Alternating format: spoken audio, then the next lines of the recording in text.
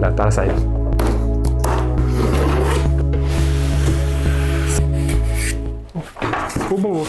اوبا بوكسنج احترافي ده.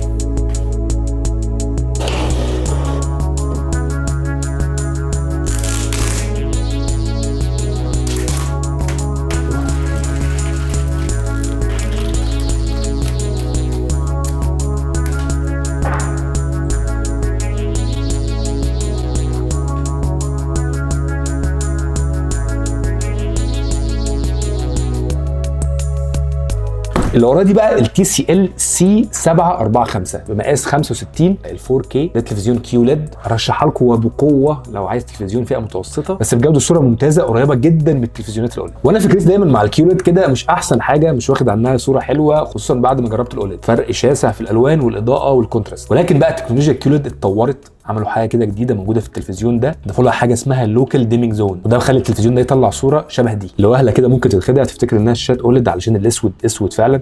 بس عشان اوضح لك بقى الفرق اللي بيعمله اللوكال ديمينج زون ده، تعالوا نعمل تيست بسيط. ده اللي بتشوفه في معظم شاشات الQLED والLCD عموما، البكسلات كلها بتنور مع بعض فما بتاخدش لون اسود بجد. والبرايتنس كمان بتاع 90% من الشاشات دي، الاضاءه عموما بتبقى من 400 ل 500 نتس. اول حاجه في الشاشه دي بقى ان هي البرايتنس بتاعها 1000 نتس، وفي عدد محترم من الديمينج زون 220 ديمينج زون. فلما نيجي نشغله بقى ونعمله على هاي، شوف الفرق عامل ازاي. ده كده واحنا عاملينه اوف، وده كده لما نشغله. بيحاول يضلم الحتت اللي ما فيهاش لون ابيض او لون مفرقع قوي، فبيديك ايحاء ان اللون ده اسود. هي منوره ولكن عاملين عليها حاجه كده مخليها تطفي شويه، لان في الطبيعي بيبقى لونها كده زي كحلي غامق كده. ودي اكيد انت برضو بتلاحظها مثلا لما تيجي تتفرج على فيلم الترجمه فيه بالانجلش، هتلاقي ان حوالين الترجمه الدنيا منوره قوي، ودي بتوجع العين وبتعمل فرق جدا. وبرضو شفت مقارنات ما بينه وما بين الاولد، وبجد النتائج مذهله. طبعا سعره ارخص بكتير من الاولد. طبعا فيها دولبي اتموس، فيها دولبي فيجن، فيها اي ماكس انهانس بيكتشر بروفايل كده للافلام بقى الاي ماكس. ولكن طبعا انت لازم تكون محمل فيلم بيدعم الدولبي فيجن عشان تاخد التجربه الممتازه. ما تكونش بتتفرج على ايجي بيست ولا حاجه وعايز التلفزيون ده يطلع لك صوره جامده. عارف بقى يجي لك واحد بقى يقول لك ايه ماله يا باشا ايجي بيست؟ هو ايجي بيست بيبقى ضغط الفيلم ضغطه بيهينه. فعايز تكتشف بجد عموما في اي تلفزيون ان هو دولبي فيجن بقى والHDR10 وكده، هتلاقي اصلا اللوجو ظهر لك بتاع دولبي فيجن او الHDR10. فكره بس ان احجام الافلام دي بتوصل ل 10 20 جيجا بس عشان فعلا تستغل التلفزيون ده اقصى استغلال. تخش بقى على الحته الثانيه واللي هتبقى مفيده لناس كتير، وهي اللي بتحصل وراكم ديت، وهي الجيمنج يعني فريمات كتير، فتحتاج حاجه تعرض لك الفريمات ديت. فالشاشه دي بتيجي ب 144 هرتز، وعندك كمان AMD فري سينك فهيمنع لك موضوع التقطيع والايه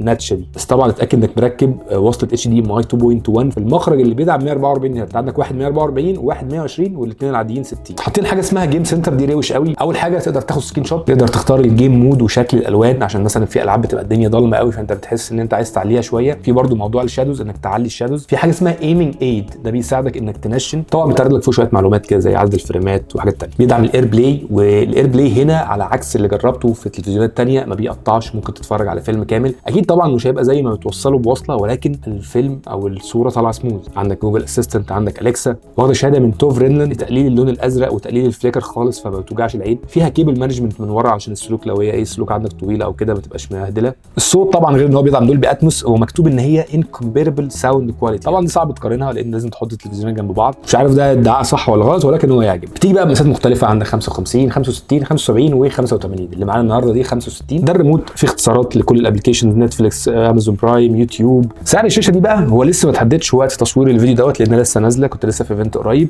وعموما TCL من البراندات المظلومه جدا. لو انت ما تعرفش هو البراند الثاني عالميا في التلفزيونات والاول في ايه التلفزيونات اللي هي من جوجل. عارف انا كنت شغال في TCL زمان، كنت لابس بتاع عليها TCL وبتاع. كانوا مظلومين جدا في مصر مع ان فعلا منتجاتهم ممتازه. فمن واحد جاي من شاشه اولد وقاعد بيها بقى سنين، فعلا الشاشه دي عجبتني جدا. ستيل الاولد هتديك تجربه افضل، ما ننكرش ده، بس مقارنه بالسعر انا بفكر بجد اشتريها. انا كده كان المفروض انها ترجع، فلو لقيتوها في الفيديوهات الجايه يبقى انا اشتريتها. لان برضو لما دورت معظم الحاجات الQLED من الشركات الثانيه ما فيهاش عدد الديمينج زونز ده الكتير اللي بيديك اللون الاسود ده. فهسيب لكم لينك تحت فيه كل المعلومات اللي انتوا عايزين تعرفوها عن الشاشه، وبرضو هحاول احط لكم السعر لو نزل. بس قولي رايك في الشاشه وسلام.